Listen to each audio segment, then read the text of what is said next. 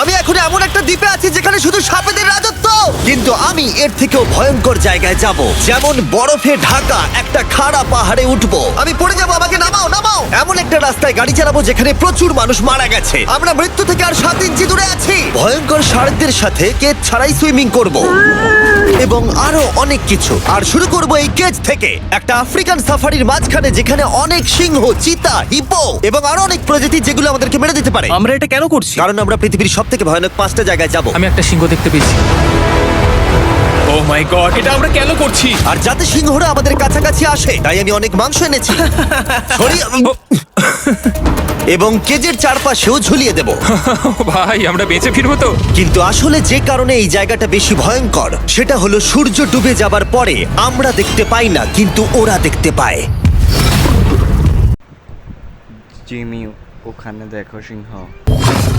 এই শব্দটা তো কণ্ঠারের মতো লাগছে। না, এটা বিশাল ভাই। সবকিছু রাতে বেরোয় কেন? ভাই আমাদের সিংহটা পুরো ঘিরে ধরেছে। আমাদের থেকে মাত্র 20 ফুট দূরে রয়েছে ওরা। সিংহগুলো আমাদের চারপাশে ঘুরেই যাচ্ছিল। আমরা হয়তো এই ভিডিওটা করতে গিয়ে মারাই যাবো। আর এটা তো সবে শুরু, কারণ এই ভিডিওতে পরের জায়গাগুলো আগের জায়গার থেকে আরো অনেক বেশি ভয়ানক হতে চলেছে। শেষে থাকবে এমন একটা দ্বীপ যেটা সম্পূর্ণ বিষাক্ত সাপে ভরা। আর এবার আমরা আইস টাইম করব একটা বিশাল ভয়ানক ঠান্ডায় জমে যাওয়া জলপ্রপাত। এখান থেকে ফিরে আসার কোনো উপায় নেই। এই দুটোর মধ্যে যে কোনো একটা পথ দিয়ে এই বিশাল খাড়া পাহাড়ে উঠতে হবে এই ব্লেডেড বুটস আর এই আইস পিক্সের সাহায্যে। আমার জীবনে করা এটা সবথেকে ভয়ানক জিনিস। আমার জন্য প্রার্থনা করো। জিমি, তুমি চাও আমরা এই পাহাড়টায় চড়ে ওপরে উঠি? হ্যাঁ, এটা অসম্ভব। সত্যি কথা বলতে আমার মনেই হচ্ছিল না এটা আমরা করতে পারবো। তারপর নোলানের সাথে যা হলো তাতে আমরা আরো বেশি ভয় পেয়ে গেলাম। আমি পারবো না বন্ধুরা, একটু দাঁড়াও। আমি বেরিয়ে যাচ্ছি, আমি পারবো না। তুমি হাল ছাড়তে পারো না। না, আমি পারবো না। আমার বিশ্বাসই হচ্ছে না নোলান এটা করবে। সত্যি ভাবিনি। নোলান কুইট করলো। আমরা কিন্তু প্রায় ওপরের দিকে রয়েছি। তোমরা এখন হাফ অবধি এসেছো। ও জিমি, নিচের দিকে দেখো না। ও মাই গড। যত উঠছি তত খাড়া হচ্ছে। আমার পা, আমি গ্রিপ পাচ্ছি না। ও ও ও ও। আরে তুমি পড়ে যাচ্ছিলে। ও মাই গড, আমি টপটা দেখতে পাচ্ছি জিমি। এটা আমার করা সব থেকে ভয়ানক জিনিস।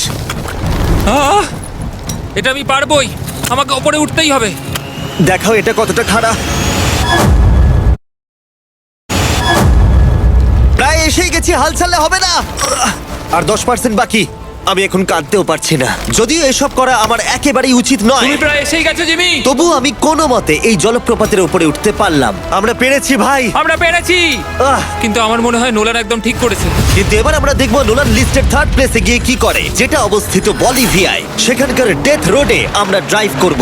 আর এখন আমরা রয়েছি পৃথিবীর সব থেকে বিপজ্জনক রাস্তায়। এই জায়গাটা যে কোনো স্কাই স্ক্রিপারের থেকে অনেক বড়। আমি বুঝতে পারছি না আমরা কেন এখানে এলাম। মিথ্যে বলছি না, এই রাস্তায় অনেকজন মারা যাওয়ার কারণে এই রাস্তাটা 1 যুগ আগেই বন্ধ করে দেওয়া হয়েছিল। এই রাস্তায় গড়ে প্রতি বছর 300 জন মারা যেত, কিন্তু আমাদের কাছে গভর্নমেন্ট পারমিশন রয়েছে, তাই আমরা এই রাস্তা দিয়ে যেতে পারি। পারমিশন না পেলে খুব ভালো হতো। চিন্তা করো না, কিচ্ছু হবে না, না। আমার তো চিন্তা হচ্ছে।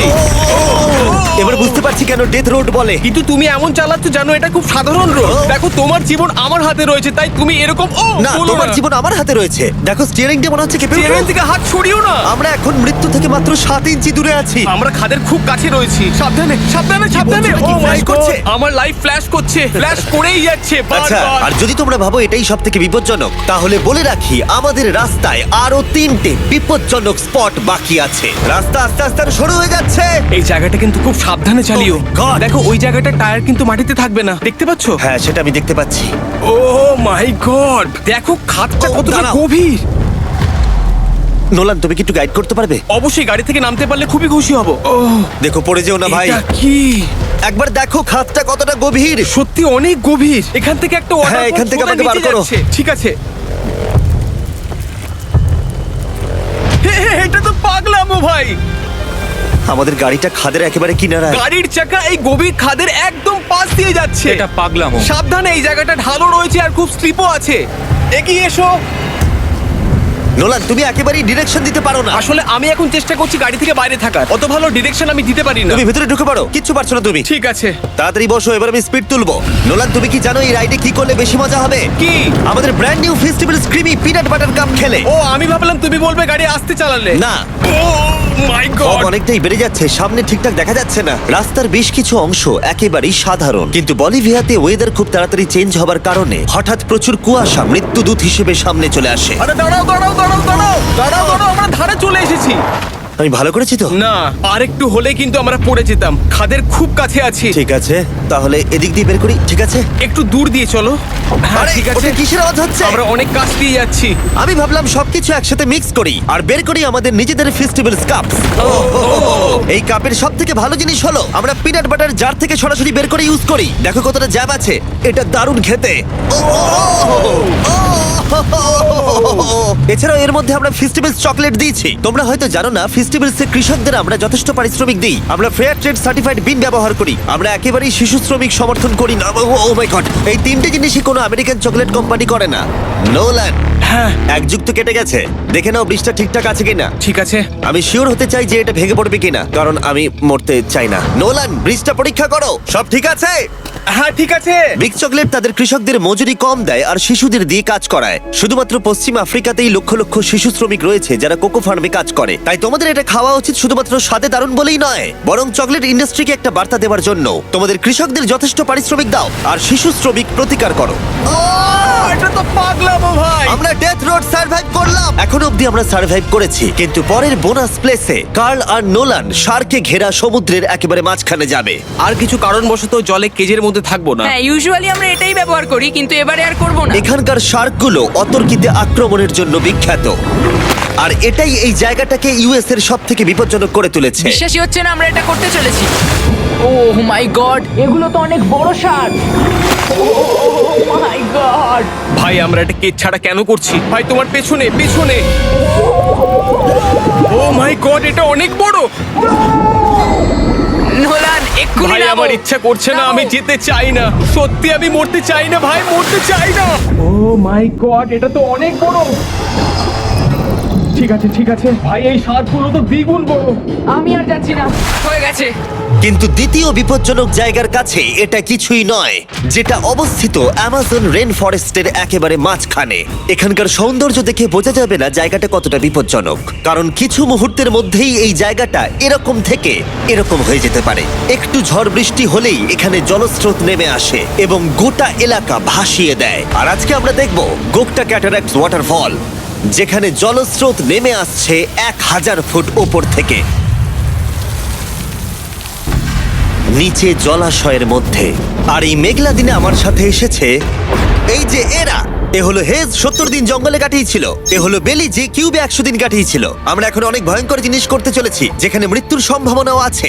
না মানে সেটা এসো, জিরো এসো, নয়। এসো তোমরা, চলো যাওয়া যাক। আর অনেকক্ষণ পরে আরো অনেকক্ষণ পরে সাবধানে। সব থেকে পিচ্ছিল জায়গায় ট্রেক করা, বিশাল খাড়া জায়গায় যাওয়া যেখানে এখনো মানুষের পা পড়েনি। বেঁচে গেছি। আমরা শেষ পর্যন্ত গন্তব্যে এসে পৌঁছলাম। এটা একটা ওয়াটারফল, দেখতে পাচ্ছ তোমরা? Wow. মানে একবার যদি স্লিপ খেয়ে দারুণ পড়ো লাগছে। তাহলে তোমরা শেষ। আর গাইডের সাহায্যে আমরা নদীটা সুরক্ষিতভাবে পার করলাম। এই দেখো, উই! আর তারপরে আমরা কিছু দড়ি সংগ্রহ করলাম, যাতে আমরা ওয়াটারফলের নিচ অব্দি দেখতে পারি। নিচ দেখতে পাচ্ছ? ওয়াও, এটা দারুণ লাগছে। হা! কিন্তু যেমনটা আমি আগে বলেছি, এই জায়গাটা দেখতে যতটা সুন্দর, এক মুহূর্তের ব্যবধানে এটা প্রচন্ড ভয়ঙ্কর হয়ে উঠতে পারে। এখন বিশাল পরিমাণে ঝড় বৃষ্টি শুরু হয়ে গেল।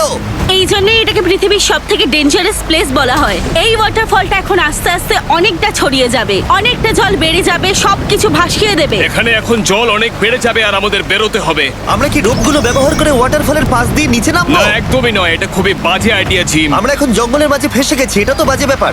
কত রিস্ক আছে। জিমির দিক দিয়ে কিন্তু কাদা আসছে, অনেক কাদা। আর যে কোনো মুহূর্তে এখানে বাজও পড়তে পারি। আর সত্যি আমি চাই না তুমি মরে যাও। তাই আমাদের ইউটিউব ভিডিও এমার্জেন্সি অপারেশনে বদলে গেল। একটাই উপায় আমরা বেরোতে পারবো, একই পিচ্ছিল এবং খাড়া পথ দিয়ে আমাদের ফিরতে হবে। আর কিছুক্ষণ বৃষ্টি হলে এই জলস্রোত সবকিছু ভাসিয়ে দেবে। তোমরা দেখতে পাচ্ছ জলের পরিমাণ অনেকটা বেড়ে গেছে, আমাদের রাস্তাও ব্লক হয়ে গেছে। আমাদের এই দড়ির সাহায্যে বেরোতে হবে, অনেকটা সময় লাগছে। তোমাদের মনে আছে যখন আমি এই নদীটা পার করছিলাম আর হাসছিলাম? হুই! এখন আর একদম হাসি পাচ্ছে না। আমার সত্যি খুব ভয় করছে যদি আমি পড়ে যাই। এই যে সেই ওয়াটারফল যেখানে আমি তলিয়ে যাব। জলের স্রোত দেখো, মানে দেখো, আমি মজা করছি না। এই দড়িটা ধরো আর নিজেকে ঠেলে ওপরের দিকে ওঠো। আমাকে মরতে দিও না। আর অনেকক্ষণ পরে জল আর কাদার বন্যায় ট্রেকিং করে আমরা এই পাহাড় থেকে প্রাণে বেঁচে ফিরলাম। এখন আমরা পৃথিবীর সব থেকে মারাত্মক জায়গায় যেতে চলেছি। আমাদের লিস্টে পৃথিবীর ভয়ঙ্করতম জায়গার মধ্যে 1 নম্বর। আর এই ভিডিওটা সব থেকে ভালোভাবে শেষ করার জন্য আমরা এসেছি পৃথিবীর সব থেকে বিপজ্জনক আইল্যান্ডে। কেন এমন আইল্যান্ডে আছি যেখানে কিলিং মেশিন ভর্তি? মনে হয় আমরা মরবো। বাই। Bye bye. এখন থেকে অফিসিয়ালি আমরা কাল অবধি আছি। এটা সত্যি, আমরা পৃথিবীর সব থেকে বিপজ্জনক আইল্যান্ডে সারা রাত কাটাবো। আর আমাদের প্রতি পদক্ষেপে থাকবে অজস্র সাপ। শুধুমাত্র স্পেশালাইজড পোশাক আমাদের বাঁচাবে এই সমস্ত ভয়াবহ বিষধর সাপের হাত থেকে। যে কোনো জায়গায় সাপ থাকতে পারে, তাই না? হ্যাঁ, জিমি, কি হবে যদি কোনো সাপ আমাদেরকে কামড়ে দেয়? বেসিক্যালি যেই বিষ তোমাদের রক্তে এসে মিশবে, তোমাদের স্কিনের কালার চেঞ্জ হয়ে যাবে আর 1 ঘন্টার মধ্যে তোমরা মারা যাবে। এটা খুবই ভয়ের বিষয় যে আমি যে কোনো সেকেন্ডে মরে যেতে পারি। এটা পাগলামো ভাই। গোটা আইল্যান্ডটা কিলিং মেশিন দিয়ে ভর্তি। এটা কিন্তু দারুণ ব্যাপার। ওপর থেকে কিন্তু দারুণ লাগছে জায়গাটা। তুমি এখান থেকে পড়ে গেলে কিন্তু মরে যাবে। হ্যাঁ, সেটা আমি সবাই জানি। খুব সতর্ক থেকো। তোমরা হয়তো ভাববে স্নেক আইল্যান্ড নাম বলে এখানে হাজার হাজার সাপ ওপেন ঘুরে বেড়াবে, কিন্তু মাটিতে বসবাসকারী প্রাণীদের সাপগুলো মারার পরে ওরা এখন গাছের পাখিদের শিকার করে, কারণ এখন ওরাই একমাত্র জীবিত শিকার। এখন আমরা অফিসিয়ালি জঙ্গলে প্রবেশ করছি। যে কোনো মুহূর্তে সাপ গাছ থেকে লাফ দিয়ে আমাদেরকে কামড়াতে পারে। এতক্ষণ পায়ের চিন্তা করছিলাম, এখন তো গাছ থেকে সাপ পড়ারও আশঙ্কা রয়েছে। এটা পাগলামো ভাই। ও ও ও, এখানে একটা আছে, আমার মুখের সামনে ছিল। এই সমস্ত সাপেদের ধরে বিজ্ঞানীরা তাদের বিষ বের করবে, আর সেটা দিয়ে তারা অ্যান্টি ভেনাম তৈরি করবে। তারা ওটা বিষধর। হ্যাঁ তার মানে ওটা আমায় কামড়ালে আমি মরে যাব। হ্যাঁ, ভালো করে কিন্তু ধরে রাখবে। এটা একটা বাচ্চা। ও না না, এ তো হারিয়ে গেল। তুমি এটাকে ফেলে দিলে। না, পালিয়ে গেল। এটা পালিয়ে গেল। কিন্তু তুমি, মানুষটা সাপটাকে এমন ভাবে ফেললো যেন আমি আমার ফোন ফেলেছি। যত আমরা জঙ্গলের গভীরে ঢুকছি, ঝোপঝাড়গুলো খুব ঘন, আমি আমার সামনে 2 ফুটও দেখতে পারছি না। যে কোনো জায়গায় সাপ থাকতে পারে। আরো বেশি সাপ দেখতে পাচ্ছি। এখানে একটা ও, ও, ও। আর ওখানে একটা। এবার কিন্তু ছাড়বে না, ঠিক আছে? ঠিক আছে। তাড়াতাড়ি ভিতরে ঢুকিয়ে দাও। এই সাপের বিষ কতজন মানুষের জীবন বাঁচাতে পারে? প্রায় 1000 জনের। ও, এটা তো অসাধারণ। সারা বিশ্বের যত অ্যান্টিভেনম পাওয়া যায় তার 90% ব্রাজিল থেকেই পাওয়া যায়। তার মানে হলো যতগুলো সাপ আমরা ধরবো তত হাজার মানুষের জীবন বাঁচবে। জিমি, ওখানে আরেকটা সাপ রয়েছে।